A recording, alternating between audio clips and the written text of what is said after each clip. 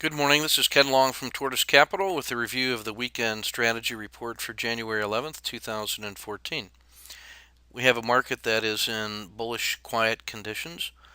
On an annual basis, using weekly RSI 14, we're overbought at 73 out of 100.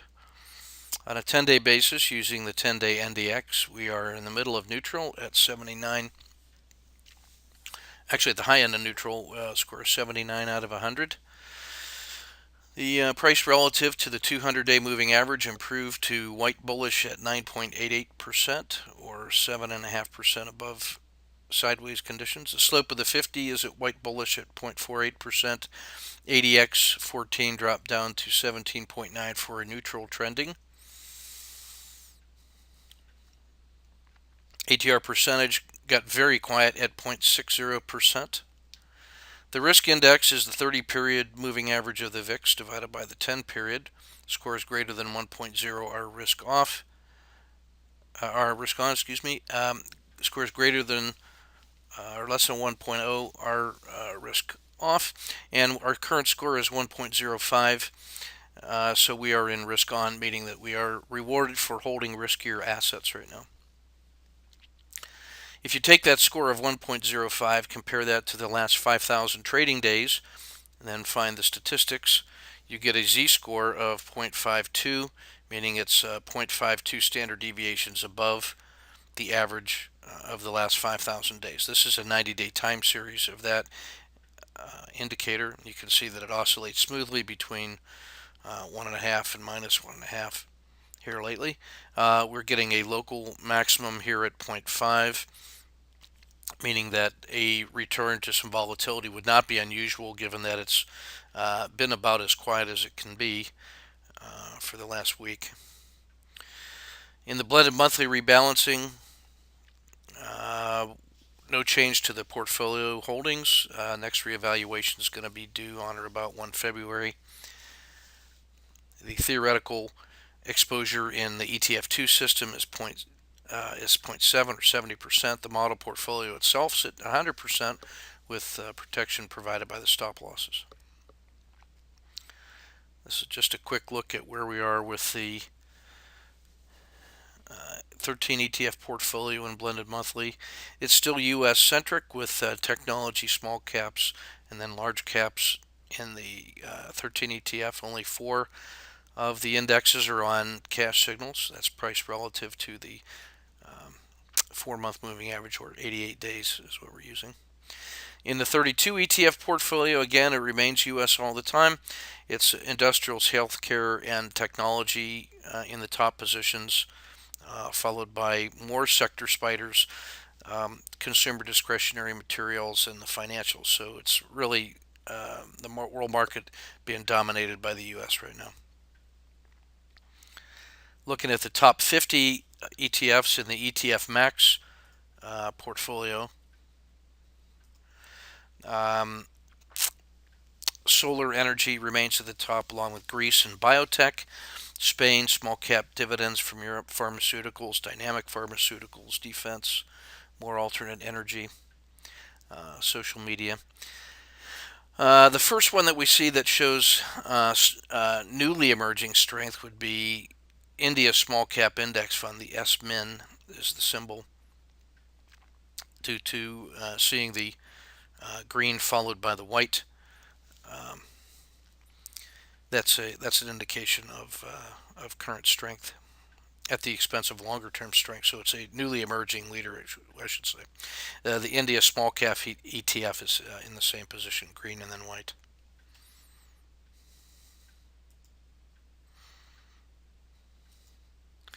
Looking at the market health check, the vertical blue lines are 10, 20, and 30 days worth of look back. Horizontal red lines are support levels that used to be resistance levels. And you can see that we're well above all measured support right now.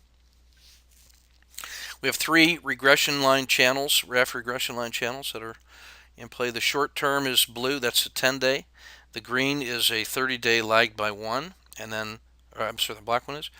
And then the green is a 90-day, or the long term for me. And then the channels are formed by the maximum excursion from the regression line during the look back period. And what we have now are both the long term and the intermediate term, the 30 and the 90 are almost identical here. So this intermediate term strength of trend is the same as this long term trend that we've had.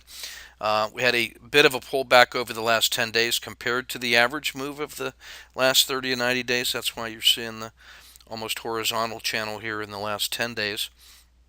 That was preceded by a nice upward move between 11 and 20 days ago. And you can see the price right now is in this upper narrow channel between the edge of the river and the top of the floodplain. The river being the dark shaded blue area, which is Bollinger Band 30 plus or minus 1, that river. Bollinger Band 30 plus or minus 2 is the lighter shaded blue area. We call that the floodplain. And so in bull markets, it's ordinary for price to dwell right on the edge of that river and in the floodplain. And that's where we are. We had one attempt at sell-off here last week, but that was defended. And we're right at the upper boundaries of normal moves over multiple measured time frames, with price being here at the edge of the river. The green, yellow, red is my intuitive integration of where my strategy boundaries are. If price were to get up into the green or north of 185, then I want to automatically be long because there's no resistance overhead. Conversely, if price fell below 178, I should already be short in the weakest sectors, as price will have rejected the gains of the last 40 trading days. And as long as price remains in this yellow zone, which right now is right almost from the middle of the floodplain to the top of the floodplain, well, price is in that area.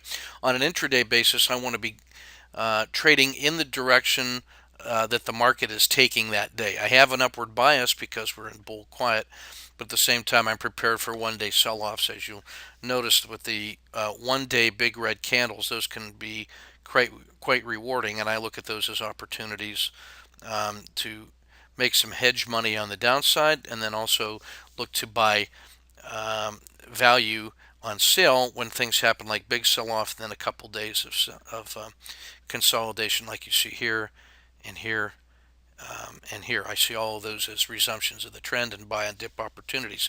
But in the yellow zone, I'm prepared to go in the direction of the market for that day to make some one-day intraday money and also to hedge longer-term positions.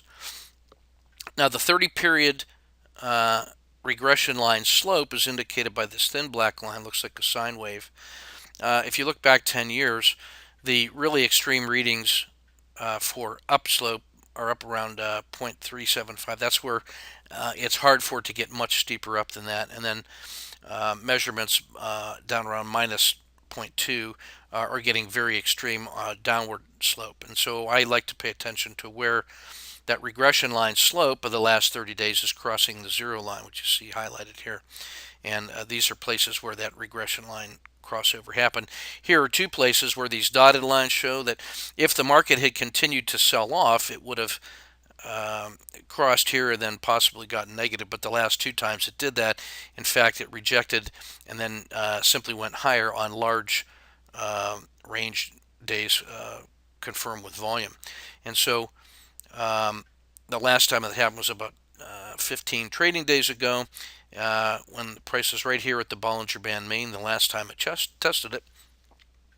And the market voted up decisively and brought us up now to the 184 range from 179. So if we are to get another upward move out of this sideways consolidation of the last 10 days, that could take us easily to 190.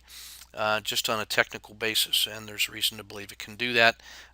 It's held support at or above the Bollinger Band mean the last times that it has gotten there, and the U.S. is dominant broadly in many different sectors and across all market capitalizations. So the strength in the U.S., every reason to believe it can continue, and I look at it taking another 5-point jump if that follow through occurs. Meanwhile, the red support levels act not only as support but also as price targets. If price were to crater here and break through 181, then I'd be looking for 177.5, 174, 172. If price were to break below this, what looks to me like 174, then this is really a rejection of the bull, and then I would expect us approaching sideways channel at that time. The indicators on the bottom, the percent R just gives us a relative short-term overbought, oversold. We were overbought for well over a week here 2 weeks ago, and then it pulled back just to the median. Now it's starting to move back up. Percent price oscillator is a good indicator for finding turning points in the swing trade time frame. The last time that it did that, you'll notice here in late December, right just prior to Christmas, we had a downward trend. It doesn't look like much of a downward trend, but compared to the previous uptrend, that was enough to make it to close off the signal and signal the end of an upward leg. That was followed by an upward move that lasted also about 10 days from here, about December 22nd to just a couple days ago. So that marks off a 5-point leg up, and now with 5 days of sideways, the jaws have closed and are quietly pulling back. That's not necessarily a negative thing, but what it does say is that the market's at a natural turning point where it's got to make a decision. They've got to see some buying pressure come in to push it up another 5 points, or people will start trying to protect some of these gains here of the last 90 days. So market at a turning point. It's a little, it's late in the longer term trend move. As you can see, we're the 90-day trend line is still strongly up, and price is fairly valued based on all of those regression lines. So there's nothing exceptional about this price level, and so my bias is upwards. That given the strength of the 30 and the 90-day trend, and the fact that we failed to fail further, then there's good reason to believe that this trend can continue up. However, in the yellow zone, I'm going to follow price intraday and then use that to guide my strategies during the swing trade time frame. Okay, moving on. The ETF2 regional report, 3 out of the 10 regions are on cash signals. That puts us at 70% invested, 30% cash. The S&P at 75 is stronger than the EFA, the rest of the world, at 72. So right now it's the U.S. over the globals. Inside the U.S., the strength is in technology, then large caps, then small caps, then mid caps, the two strongest sectors in the world. U.S. tech and U.S. large caps, followed by Latin America and emerging markets. Inside the sector spiders for the U.S., strength is in the industrials and healthcare, followed by consumer discretionary, technology, and materials. Looking at the world market model through the same lens, you see, starting with the U.S., everything is above average in the white, and NASDAQ, or U.S. large cap tech, exceptionally strong. China, the strongest of all, with the exception of Spain. Everything Europe above average, all of the European countries above average, and exceptional strength in Germany, Belgium, Austria, and Spain. That is helping EFA close the gap on the S&P, by the way. In the alternate asset classes, everything is below average, and commodities, oil, and silver are well below average. Only the private equity ETF, symbol PSP, is well above average. Only China and Vietnam look good in Asia right now, with all the Asian countries well below average. In the business sectors, it's almost a toss-up between the U.S. and the global sectors and their global counterparts, with the exception of industrials, which really, or the U.S. industrials are really standing out. That's quite a remarkable separation. ETF Top 30 gives us from an alternate perspective, similar insights, however, to what we found with the blended monthly rebalancing view. Biotech, Greece, solar, pharmaceuticals, social media, European small cap dividend are the top 5 leaders.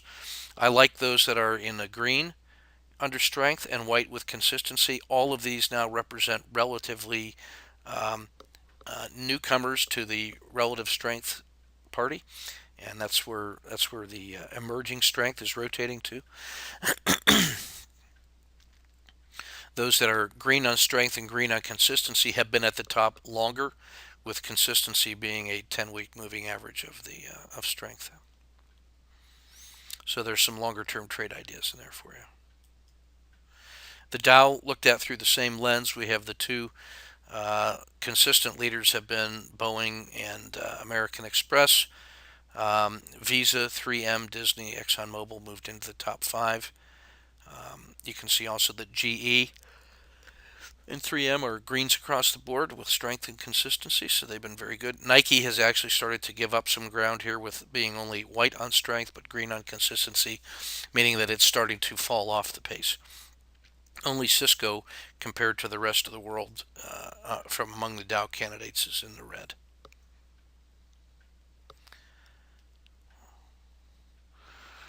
We'll shift to the daily report.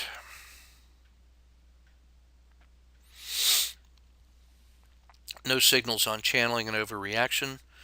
You can see the ADX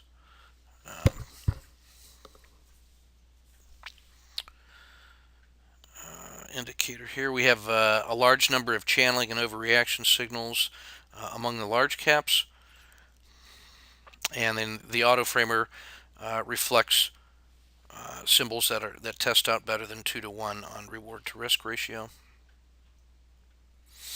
In the Dow Tactical Summary, we have 5 symbols that test out well on RSI2.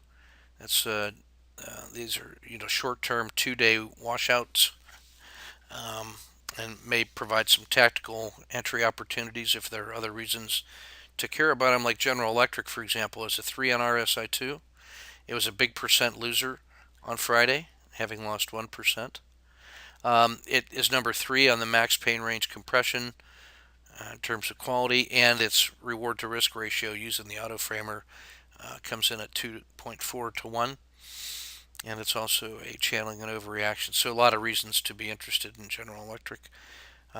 Travelers, Nike, 3M, and Chevron all are the other candidates with RSI2. And we've got 7 symbols that test out better than 2 to 1 mechanically, so quite a few good ones to choose from. Those that fire off better than 3 to 1 on the frog quality number are also highlighted here. That's Travelers, Walmart, Intel, and so forth. Not many signals from the ETFs, although there are 5 that test out better than 2 to 1 on the auto framer, that being coal, oil, blended commodities, Brazil, and Latin America. Brazil should be of interest to you. It was a percent winner on Friday at 1.7 to 1, but it's been lagging the rest of the market across the other time frames. And it's number 4 in the max pain range compression and has a reward to risk ratio of 2.7 to 1.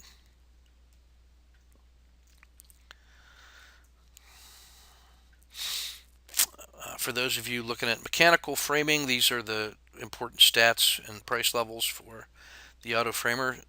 These all test out better than 2 to 1 on reward to risk, and kind of dominated by a lot of the commodity names: oil, Cliffs Natural Resources, and coal, and the Deutsche Bank blended commodities. Market mosaic charts. You can see the 30-day regression line is this solid straight blue line here. This is a polynomial regression line, which shows a little more acceleration, is weighted more towards the front end. And this little outburst here from the support level shows the acceleration and improving strength, but which has leveled off and come back to the 30-day norm here over the last 5 days. Chart number 5 shows the time series of the slope value of that regression line compared to its own 10-day moving average. It's been getting stronger, as you can see, and is now above the 6-month average. This is what the 180 days of that slope value looks like, and you can see it can get quite a bit better just to reach the historical norms of the last 6 months. So there's room to see another 5-point move up, if you will. See how quiet volatility has become based on a reading of ATR percentage, and even using the 30-day standard deviation divided by price, it's relatively low. These 2 charts here, 3 and 7, are recent additions to the market mosaic, and I wanted to get a more of a historical sense of the index 30-period regression line slopes, which I take to be a very handy way to characterize market condition for trading purposes. This is a 10-year time series of the slope. These were the great big sell-offs in 2008 and 9. And then this chart plots um, the last 200 days of that 30-year slope, but against the 10-year norms, whereas this one only is showing the 6-month norms. So this is something like a long-term historical standards, and as you can see, this has really been a pretty strong move over the last 90 days as we're approaching +1 standard deviation compared to historical norms. But still plenty of room for it to get higher before it becomes overcooked.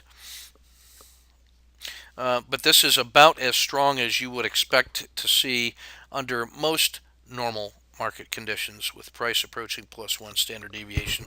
And that's why I tend to say that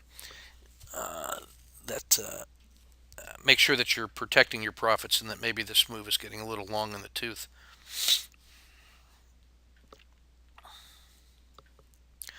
Just some basic stats. I've added the gain stat. This operates much as the fail stat does. But what this measures is over the last 30 days, and we're looking at the Dow and the ETF 30 population here. What has been for each of the last 30 days the move from the open to the absolute high of the day, just to get a sense of what 30 days worth of buying pressure averaged looks like from where they opened it to how high they got it. And the idea is that if we had a gap up and an early move that was a gain stat distance and then it started to fail, this might be an opportunity to ensure that you locked in the early easy move and then be prepared for a reversion to the mean kind of a trade. And so what we're trying to do is use the most recent behavior of the last 30 days to help shape our estimate of how to make sense out of these intraday moves. So that's the same thing we do on the fail stat. I'll go back a slide.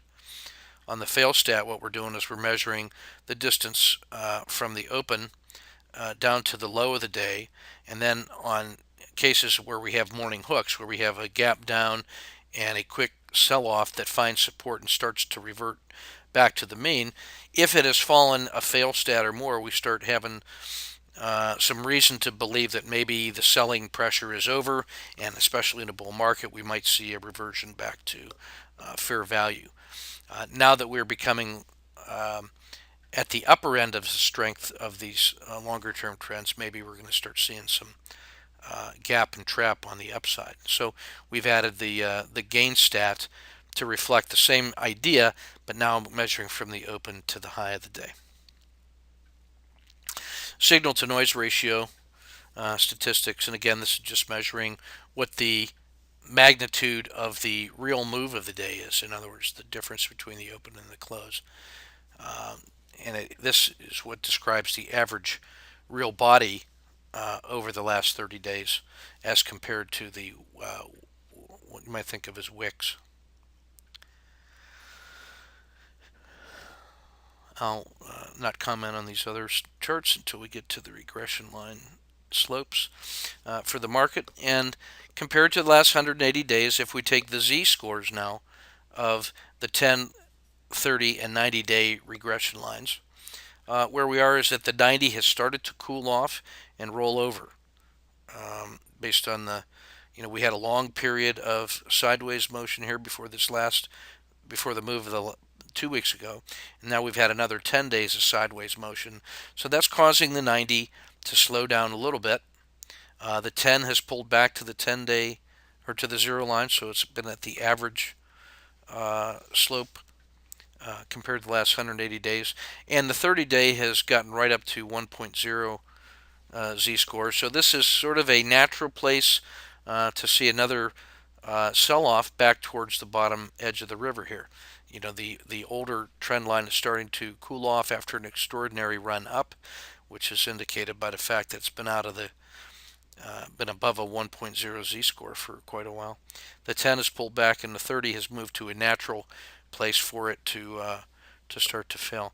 The last time it did that was back here, and after a pullback period, price came back and tested the bottom of the river, and then found support, and then launched this really nice long move. My point is that this would be a natural place for it to come back and test the bottom of the river. The previous times, even when the sloop was up at plus 2Z and it rolled over and then started to find support, again you see the test in both of those cases, moving from the edge of the river to the bottom of the river, sometimes beyond, in order to set up the next leg of value play or of growth. So we are well due for a test of the bottom side of the river here. That would take us down around, if we saw that, take us down around 175. So that's sort of the magnitude of the normal breathing range of the market. If you look at the top edge of the river on chart 2, you can see how price oscillates around it on the way up. We're overdue for a move underneath the river edge or back into the river. And again, I would expect the Bollinger Band mean and or the bottom of the river to provide support. That would take us all the way down to 171, were it to do so. So really, what I'm saying here is that anything up to about a 10 or 12 point pullback would still be classified as absolutely normal and not surprising within the context of a bullish market. So we have to really be cognizant of those downside moves, particularly with a market that's in bull quiet conditions, because the expectation has been up. Just moving through the rest of our charts now, and that's everything I want to cover for this week. So, this is Ken Long from Tortoise Capital. Keep your powder dry and your risk measured.